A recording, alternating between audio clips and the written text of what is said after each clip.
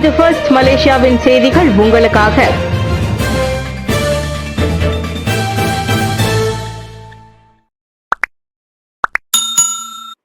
தாய் மற்றும் வளர்ப்பு சகோதரியை கொலை செய்த ஆடவர் மீது குற்றச்சாட்டு. டிசம்பர் 10 வீட்டிற்குள் தனது தாயையும் வளர்ப்பு சகோதரியையும் தீ வைத்து கொளுத்திய 2 குற்றங்களுக்காக ஆடவர் ஒருவர் நேற்று பட்டவர்த் மேஜிஸ்ட்ரேட் நீதிமன்றத்தில் குற்றம் சாட்டப்பட்டார். மேஜிஸ்ட்ரேட் முன்னிலையில் தம்மீதான குற்றச்சாட்டுகள் வாசிக்கப்பட்ட போது 23 வயதான டேனியல் கையும் கமரஸ்லான் அதனை புரிந்ததாக தலையசைத்தார். எனினும் இந்த வழக்கு உயர்நீதிமன்றத்தின் அதிகாரத்திற்கு உட்பட்டது என்பதால் அவரிடம் எந்தவொரு வாக்குமூலமும் பதிவு செய்யப்படவில்லை.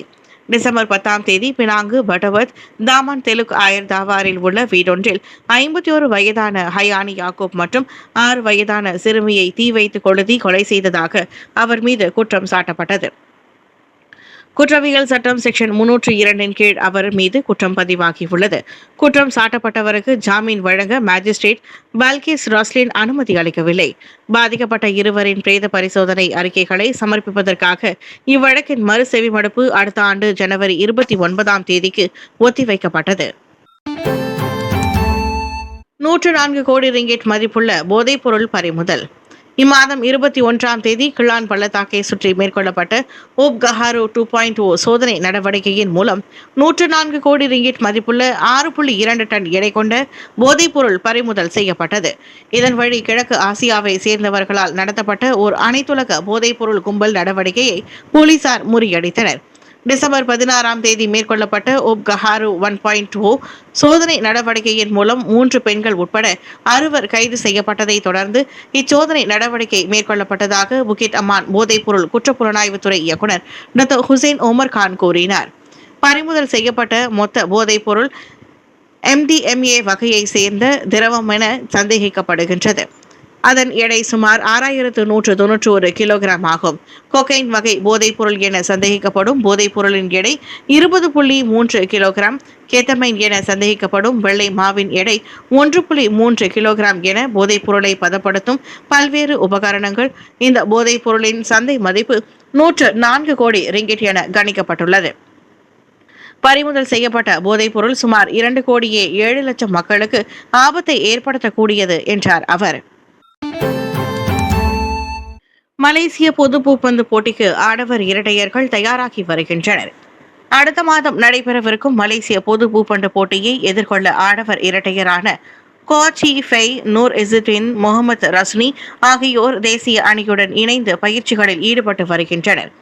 இந்த ஜோடி வாரத்திற்கு 2 பயிற்சிகளில் ஈடுபடும் நிலையில் இது தேசிய ஆடவர் இரட்டையர் பிரிவுக்கு நன்மை பயக்கும் என்று அவர்களின் தலைமை பயிற்றுனர் ஹெரி ஐமான் பியங்காடி கூறினார்.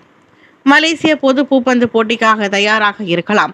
ஒருவேளை சுயமாக விளையாடுபவர்களுக்கான பயிற்சி குறைவாக இருக்கக்கூடும். அதனால் அங்கு அவர்கள் இணைந்து பயிற்சி மேற்கொள்வது நமக்கும் அவர்களுக்கும் சமமாக பயனளிக்கும் என்றார் அவர். தொழில்முறை ஜோடிகளும் தேசிய ஆடவர் இரட்டையர்களும் இணைந்து பயிற்சி மேற்கொள்வது அவர்களிடையே ஆரோக்கியமான போட்டித்தன்மை உருவாக்கும் என அவர் நம்பிக்கை தெரிவித்தார். இதனிடையே தொழில்முறை வீரர்களுடனான பயிற்சி தற்போது குறுகிய காலமாகும் என்றும் வரவிருக்கும் போட்டிக்கான முன் தயாரிப்புகளில் கவனம் செலுத்தப்படும் எனவும் ஹெரி தெரிவித்தார். 5 ஆண்டுகளுக்கு பிறகு மியான்மரில் வரும் ஞாயிற்றுக்கிழமை முதற்கட்ட பொது தேர்தல். 5 ஆண்டுகளுக்கு பிறகு மியான்மரில் முதற்கட்ட பொது தேர்தல் வரும் ஞாயிற்றுக்கிழமை நடைபெறவுள்ளது. இந்நிலையில் இத்தேர்தல் அந்நாட்டின் பலவீனமான ஜனநாயகத்தை மீட்டெடுக்கவோ அல்லது இராணுவத்தின் கடுமையான ஆட்சியால் ஏற்பட்ட உள்நாட்டு போரை முடிவுக்கு கொண்டு வரவோ உதவாது என அரசியல் ஆய்வாளர்கள் கடுமையாக விமர்சித்திருக்கின்றனர். ஆட்சி கவிழ்ப்புக்கு பிறகு இராணுவ ஆட்சியை சட்டப்பூர்வமாக்கும் முயற்சி இதுவென்றும் அவர்கள் சாடினர்.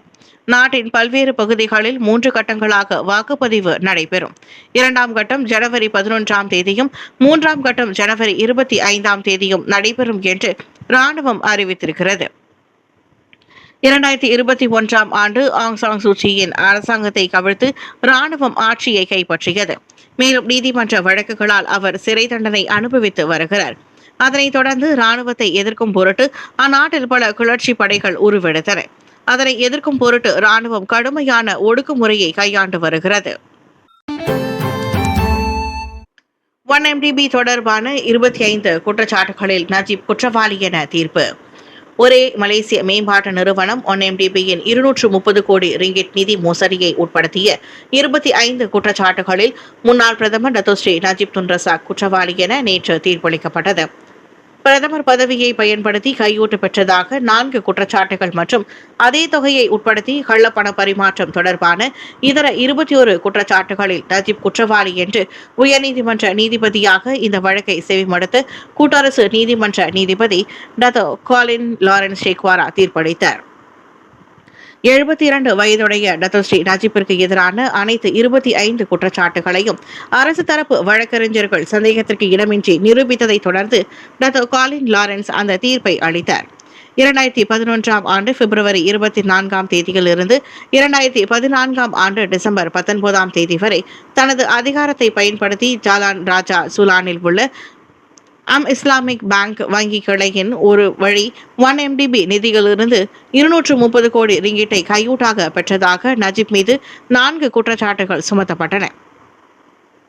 குற்றம் நிரூபிக்கப்பட்டால் அதிகபட்சம் 20 ஆண்டுகள் சிறை தண்டனையும், கையூட்டு பெற்ற குற்றத்தில் 5 மடங்கு அல்லது 10,000 ரிங்கிட் ஆகிய இரண்டில் மிக அதிக தொகை அபராதமாக விதிக்க வகை செய்யும் மலேசிய ஊழல் தடுப்பு ஆணையம் SPRM சட்டம் செக்ஷன் 23(1) அதே சட்டம் செக்ஷன் 24(1) கீழ் நஜீப் மீது குற்றம் சாட்டப்பட்டது.